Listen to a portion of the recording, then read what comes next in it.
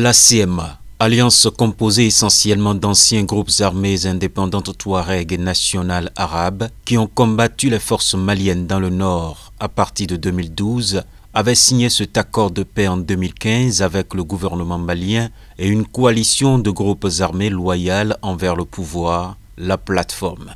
Les djihadistes qui avaient d'abord combattu avec les rebelles Touareg et arabes, avant de se retourner contre eux, ne sont pas concernés par l'accord et ont depuis étendu leurs agissements au centre du pays et au Burkina Faso et Niger voisin.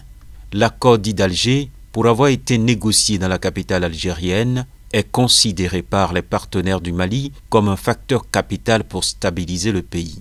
Or, en dehors de la cessation des hostilités entre les signataires, la mise en œuvre des principales dispositions politiques de l'accord, régionalisation, développement, réconciliation, se fait toujours attendre. 6 ans après, les résultats ne sont pas satisfaisants, a déclaré lors d'une conférence de presse à Bamako Mohamed Maouloud Ould Ramadan, un porte-parole de la CMA, citant notamment les volets politiques institutionnels et l'opération DDR, désarmement, démobilisation et réinsertion des combattants. La faute incombe au gouvernement. Le gouvernement précédent d'Ibeka, Ibrahim Boubacar Keïta, renversé le 18 août par les militaires, a voulu jouer au dilatoire. Il a également mis en cause l'équipe du président de transition, Bando, et son premier ministre, Mokhtar Ouane, renversé le 24 mai par les colonels auteurs de 2 putschs en 9 mois. Le nouveau Premier ministre Choguel Maïga avait le 13 juin, lors du premier Conseil des ministres après sa nomination, dit vouloir procéder à une relecture intelligente de l'accord de paix. Les principes fondamentaux de cet accord politiquement important seront respectés, avait-il ajouté en forme de gage apparent donné aux signataires, mais aussi aux partenaires étrangers du Mali. Le Malawi est à court de vaccins. Ce pays d'Afrique australe où la vaccination a débuté en avril a reçu jusqu'à présent plus de 450 000 doses du vaccin AstraZeneca, essentiellement grâce à l'ONU. Il en attendait environ le double avant la fin mai, 4 semaines avant la date prévue pour l'administration de la 2e dose aux premiers vaccinés. Mais cette livraison a été retardée en raison de l'arrêt des exportations du principal pays producteur du vaccin AstraZeneca, l'Inde, confrontée à une nouvelle vague de contamination. La situation en Inde a retardé la livraison, a déclaré la ministre de la Santé, Kumbise Kandodo, affirmant que ces vaccins arriveraient en juillet ou en août. Le Malawi espère vacciner 60% de sa population, soit environ 11 millions de personnes d'ici la fin de l'année. Mais seuls 380 600 y ont reçu au moins une dose, dont 33 200 sont à présent complètement vaccinés. Les autorités avaient incinéré en mai quelques 17 000 doses d'AstraZeneca, dont la date de péremption était dépassée, affirmant que cette destruction s'imposait pour rassurer une population encore méfiante envers le vaccin.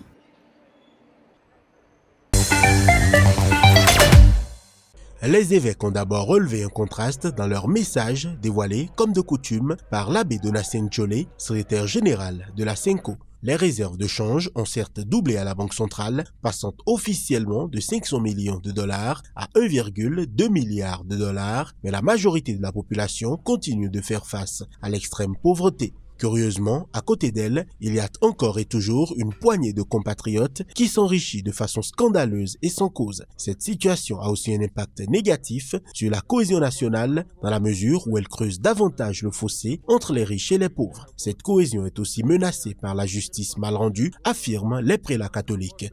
Sur un ton ferme, la justice est gangrénée par la corruption et instrumentalisée par le politique. Pour beaucoup de nos compatriotes, l'appareil judiciaire est perçu comme une officine de combine, un espace de règlement de comptes et de cautionnement des injustices.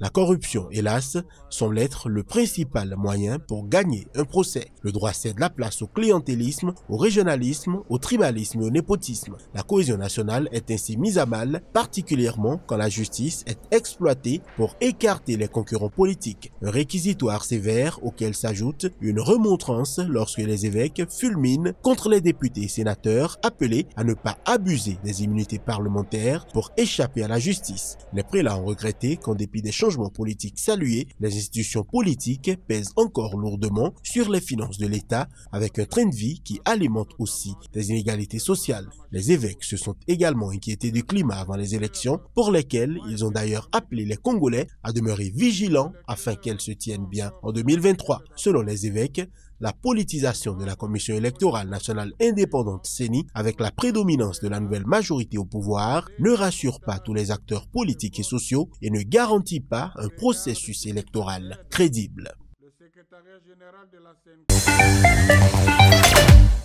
Mokta Wan a reçu lundi une délégation internationale de personnalités engagées dans la défense des droits humains et leur a confié que lui, tout comme l'ex-président de transition Bandao, sont en résidence surveillée, a dit un participant à la rencontre s'exprimant sous le couvert de l'anonymat.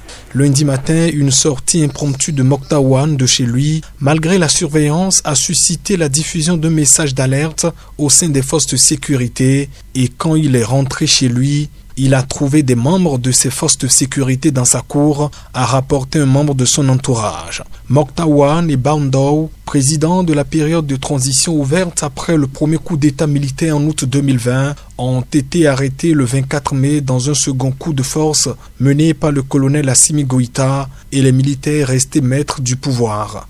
La mise à l'écart de Mokta Wan et de Bandao a été officiellement présentée comme une démission. Les deux hommes n'ont pu encore s'exprimer publiquement sur ces événements. Ils ont pu rentrer chez eux à Bamako le 27 mai.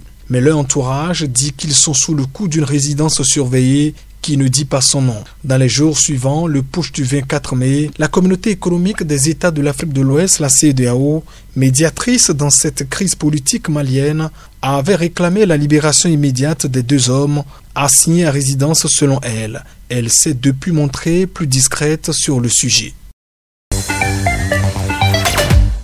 Le 30 mai, environ 200 hommes armés à moto avaient envahi la ville de Tejina dans l'état du Niger, enlevant 136 élèves et plusieurs professeurs de l'école privée musulmane Saliou Tanko, avaient annoncé les autorités. Dimanche soir, 15 de ces otages ont échappé à la surveillance de leurs ravisseurs durant leur sommeil. Je peux confirmer que 15 otages se sont échappés. Ils ont quitté la maison où ils étaient retenus, les gardes ayant oublié de verrouiller la porte, a déclaré Aboubakar Alassane, le professeur principal de l'école. Parmi les rescapés, on compte 3 professeurs et 12 élèves, dont une petite fille de 7 ans, a-t-il précisé.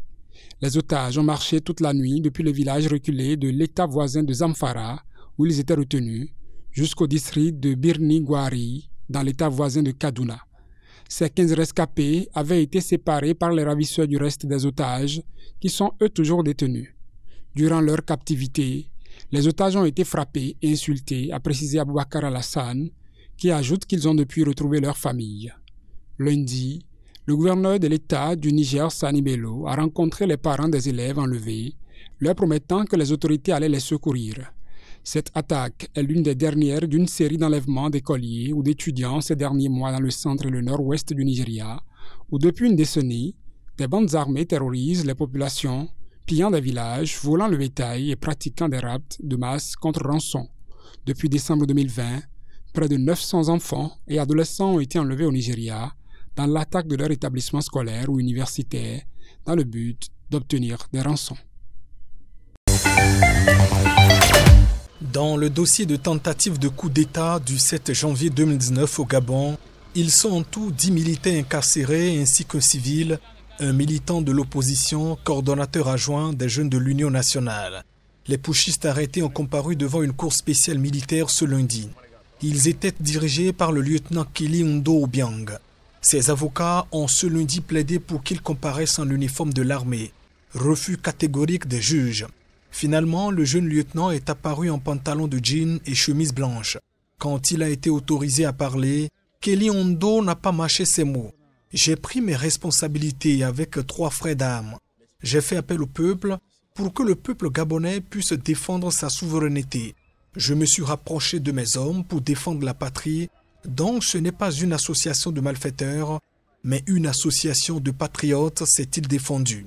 Pour son avocat, Maître François Meillet, le chef des putschistes du 7 janvier 2019 est un héros parce qu'il a pu mettre au grand jour ce qui se passait dans les salons et qui devrait aboutir à autre chose de plus grave. Kelly Ondo Obiang a dit avoir déjoué un coup d'État que préparait le chef des services de renseignement de l'époque, Frédéric Bongo, frère du président Ali Bongo. Contacté, l'avocat de l'État n'a pas souhaité faire de commentaires à cette étape de la procédure. La prochaine audience est prévue demain jeudi.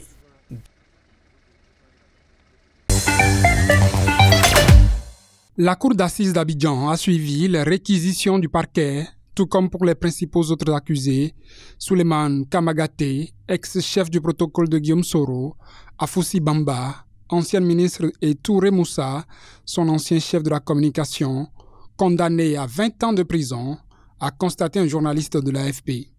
2 des frères de Guillaume Soro et son ancien bras droit, Alain Lobognon, eux, ont été condamnés à 17 mois de prison pour trouble à l'ordre public. La Cour a également ordonné la confiscation des biens de Guillaume Soro et de ses 19 coprévenus, ainsi que la dissolution de son mouvement Génération et Peuple Solidaire GPS, accusé de se livrer à des actes subversifs. Elle a ordonné aux condamnés de payer solidairement 1 milliard de francs CFA, soit 150 millions d'euros, à l'État ivoirien. Pour lui, ce sera la prison à perpétuité, avait déclaré en octobre le président Alassane Ouattara au sujet de Guillaume Soro, son ancien allié. L'ancien Premier ministre et ancien président de l'Assemblée nationale était accusé d'avoir fomenté avec ses partisans une insurrection civile et militaire visant à renverser le pouvoir lors de son retour avorté en Côte d'Ivoire en décembre 2019, 10 mois avant l'élection présidentielle d'octobre 2020. Guillaume Soro, 49 ans, qui vit en exil et ses co-accusés, était accusé de complot, tentative d'atteinte contre l'autorité de l'État, ainsi que de diffusion et publication de nouvelles fausses, jetant le discrédit sur les institutions et leur fonctionnement, ayant entraîné une atteinte au moral des populations.